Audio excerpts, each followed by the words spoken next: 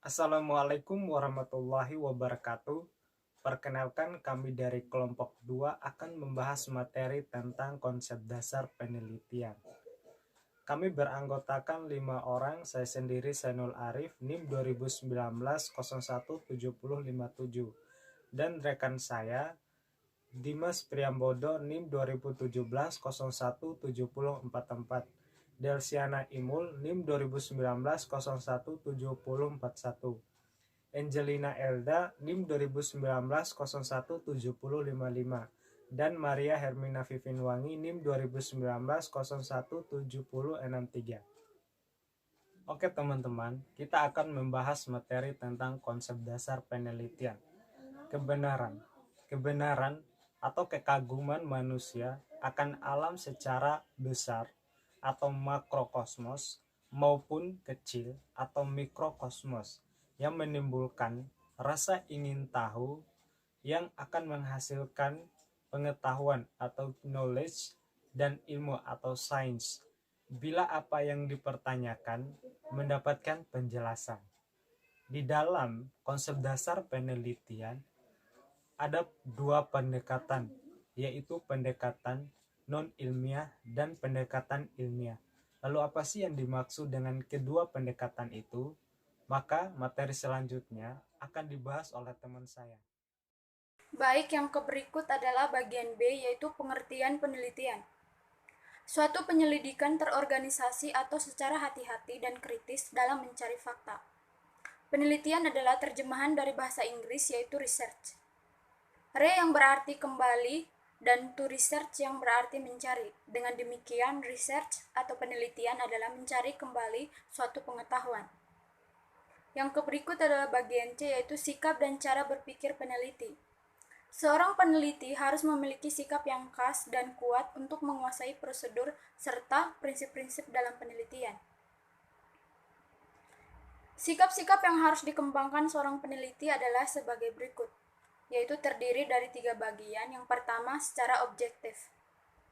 Secara objektif yang dimaksud di sini adalah dapat memisahkan antara pendapat pribadi dan fakta yang ada. Penelitian yang baik diperoleh dari data di lapangan dan tidak memasukkan pendapat pribadi yang dapat mengurangi dari keabsahan hasil penelitian atau tidak boleh subjektif. Yang kedua yaitu kompeten. Memiliki kemampuan untuk menyelenggarakan penelitian dengan menggunakan metode dan teknik penelitian tertentu. Dan yang ketiga, faktual. Bekerja berdasarkan fakta yang diperoleh, bukan berdasarkan observasi, harapan atau anggapan yang bersifat abstrak. Selain itu, seorang peneliti juga diharapkan memiliki pola pikir yang mendukung tugas-tugas mereka. Cara berpikir yang diharapkan dari seorang peneliti adalah sebagai berikut. Yang pertama yaitu skeptis. Yang dimaksud dari berpikir secara skeptis di sini adalah harus selalu mempertanyakan bukti atau fakta yang dapat mendukung suatu pernyataan atau tidak mudah percaya. Yang kedua, analisis. Berpikir secara analisis harus selalu menganalisis setiap pernyataan atau persoalan yang dihadapi. Dan yang ketiga, berpikir secara kritis. Dari awal hingga akhir kegiatan, penelitian dilakukan berdasarkan cara-cara yang sudah ditentukan, yaitu prinsip memperoleh ilmu pengetahuan. Tujuan penelitian. Tujuan penelitian berkaitan erat dengan rumusan masalah yang ditetapkan dan jawabannya terletak pada kesimpulan penelitian. Tujuan suatu penelitian adalah untuk merumuskan pertanyaan-pertanyaan dan menemukan jawaban-jawaban terhadap pertanyaan penelitian. Tujuan dapat mendorong peneliti lebih lanjut, tetapi kita juga perlu membatasi tujuan penelitian. Adapun tujuan tertentu yang akan dicapai melalui penelitian seperti yang pertama, untuk memperoleh data empiris yang dapat digunakan dalam merumuskan, memperluas, dan memverifikasi teori. Tujuan penelitian seperti ini dimiliki oleh ilmu-ilmu murni atau pure science. Yang kedua, untuk memecahkan persoalan yang ada dalam kehidupan. Tujuan penelitian semacam ini terdapat pada ilmu-ilmu terapan atau applied science. Terdapat bermacam tujuan penelitian dipandang dari usaha untuk membatasi ini, yaitu yang pertama, eksplorasi. Umumnya peneliti memilih tujuan eksplorasi karena 3 macam maksud, yaitu yang pertama memuaskan keingintahuan awal dan nantinya ingin lebih memahami. Yang kedua, menguji kelayakan dalam melakukan penelitian atau studi yang lebih mendalam nantinya. Dan yang ketiga, mengembangkan metode yang akan dipakai dalam penelitian yang lebih mendalam pada hasil penelitian eksplorasi karena merupakan penelitian penjelajahan, maka sering dianggap tidak memuaskan. Yang kedua, deskripsi. Penelitian deskripsi berkaitan dengan pengkajian fenomena secara lebih rinci atau membedakannya dengan fenomena yang lain. Yang ketiga, prediksi. Memungkinkan kita berspekulasi dan menghitung tentang sesuatu hal atau X dengan mengetahui hal yang lain atau Y. Yang keempat, eksplanasi. Penelitian eksplanasi mengkaji hubungan sebab akibat di antara dua fenomena atau lebih. Digunakan untuk menentukan apakah suatu eksplanasi atau keterkaitan sebab akibat valid atau tidak. Yang terakhir, aksi. Penelitian aksi atau tindakan dapat meneruskan salah satu tujuan di atas dengan eksperimen tindakan dan mengamati hasilnya untuk menemukan solusi. Materi selanjutnya adalah fungsi penelitian. Fungsi penelitian adalah mencarikan penjelasan dan jawaban terhadap permasalahan serta memberikan alternatif bagi kemungkinan yang dapat digunakan untuk pemecahan masalah. Pemecahan dan jawaban terhadap permasalahan itu dapat bersifat abstrak dan umum sebagaimana hanya dalam penelitian dasar atau basic research dan dapat spesifik seperti biasanya ditemui pada penelitian terapan atau applied research. Fungsi penelitian yang pertama yaitu mendeskripsikan, memberikan data atau informasi. Penelitian dengan tugas mendeskripsi gejala dan peristiwa yang terjadi maupun gejala-gejala yang terjadi di sekitar kita perlu mendapat perhatian dan penanggulangan gejala dan peristiwa yang terjadi itu ada yang besar dan ada pula yang kecil. Nah, kalau dilihat dari segi perkembangan untuk masa datang perlu mendapat perhatian segera. Yang kedua, menerangkan data atau kondisi atau latar belakang terjadinya suatu peristiwa atau fenomena. Penelitian dengan tugas menerangkan berbeda dengan penelitian yang menekankan pengungkapan peristiwa apa adanya, maka penelitian dengan tugas menerangkan peristiwa jauh lebih kompleks dan luas, dapat dilihat dari hubungan suatu dengan hubungan yang lain. Yang ketiga, menyusun teori. Penyusunan teori baru memakan waktu yang cukup panjang karena akan menyangkut berbagai instrumen, prosedur, maupun populasi dan sampel. Yang keempat, meramalkan, mengestimasi, dan memproyeksi suatu peristiwa yang mungkin terjadi berdasarkan data-data yang telah diketahui dan dikumpulkan.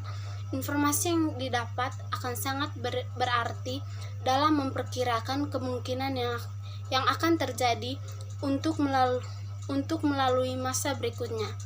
Melalui penelitian yang dikumpulkan data untuk meramalkan beberapa kejadian atau situasi yang akan datang. Yang kelima, mengendalikan peristiwa maupun gejala-gejala yang terjadi. Melalui penelitian juga dapat dikendalikan peristiwa maupun gejala-gejala. Merancang sedemikian rupa suatu bentuk penelitian untuk mengendalikan peristiwa itu. Perlakuannya disusun dalam rancangan adalah membuat tindakan pengendalian pada variabel lain yang mungkin mempengaruhi peristiwa itu. Nah, yang berikutnya itu ragam penelitian. Banyak sekali ragam penelitian yang dapat kita lakukan. Hal ini bergantung pada tujuan, pendekatan, bidang ilmu, tempat, dan sebagainya. Ada beberapa jenis penelitian menurut kategorinya. Yang pertama, penelitian ditinjau dari tujuan. Penelitian ditinjau dari tujuan meliputi penelitian eksplanatif, penelitian pengembangan, dan penelitian verifikasi. Yang kedua, pendekatan ditinjau dari pendekatan. Penelitian ditinjau dari pendekatan meliputi pendekatan longitudinal atau pendekatan bujur dan pendekatan cross section atau pendekatan silang. Penelitian dengan pendekatan longitudinal atau pendekatan bujur adalah penelitian yang meneliti perkembangan sesuatu aspek atau sesuatu hal dalam seluruh periode waktu atau tahapan perkembangan yang cukup panjang. Penelitian dengan pendekatan cross-section adalah penelitian dalam satu tahapan atau satu periode waktu, hanya meneliti perkembangan dalam tahapan-tahapan tertentu saja. Yang ketiga, penelitian ditinjau dari bidang ilmu. Penelitian ditinjau dari bidang ilmu disesuaikan dengan jenis spesialisasi dan interest. Ragam penelitian ini antara lain penelitian di bidang pendidikan, kedokteran, perbankan, olahraga, ruang angkasa, pertanian, dan sebagainya. Yang keempat, penelitian ditinjau dari tempatnya. Penelitian ditinjau dari tempatnya meliputi penelitian di laboratorium, penelitian di perpustakaan, dan penelitian di lapangan atau kancah. Yang kelima, penelitian ditinjau dari hadirnya variabel. Penelitian ditinjau dari hadirnya variabel meliputi penelitian variabel masa lalu, sekarang, dan penelitian variabel masa yang akan datang. Penelitian yang dilakukan dengan menjelaskan atau menggambarkan variabel masa lalu dan sekarang atau sedang terjadi adalah penelitian deskriptif. Penelitian yang dilakukan terhadap variabel masa yang akan datang adalah penelitian eksperimen. Yang keenam, penelitian kualitatif dan kuantitatif. Penelitian kuantitatif menekankan pada fenomena-fenomena objektif dan dikaji secara kuantitatif. Maksimalisasi objektivitas desain penelitian kuantitatif menurut Sukma Dinata 2009 dilakukan dengan menggunakan angka-angka, pengolahan statistik, struktur, dan percobaan terkontrol. Metode penelitian yang tergolong ke dalam penelitian kuantitatif bersifat non-eksperimental adalah deskriptif, survei, ex post facto, komparatif, dan korelasional. Sedangkan penelitian kualitatif menekankan bahwa kenyataan itu berdimensi jamak, interaktif, dan suatu pertukaran pengalaman sosial yang diinterpretasikan oleh individu-individu. Penelitian kualitatif ditujukan untuk memahami fenomena-fenomena sosial dari sudut atau perspektif partisipan. Partisipan adalah orang-orang yang diajak berwawancara, diobservasi, diminta memberikan data, pendapat, pemikiran, persepsinya. Penelitian kualitatif mengkaji perspektif partisipan dengan berbagai macam strategi yang bersifat interaktif seperti observasi langsung, observasi partisipatif, wawancara mendalam, dokumen-dokumen, teknik-teknik pelengkap.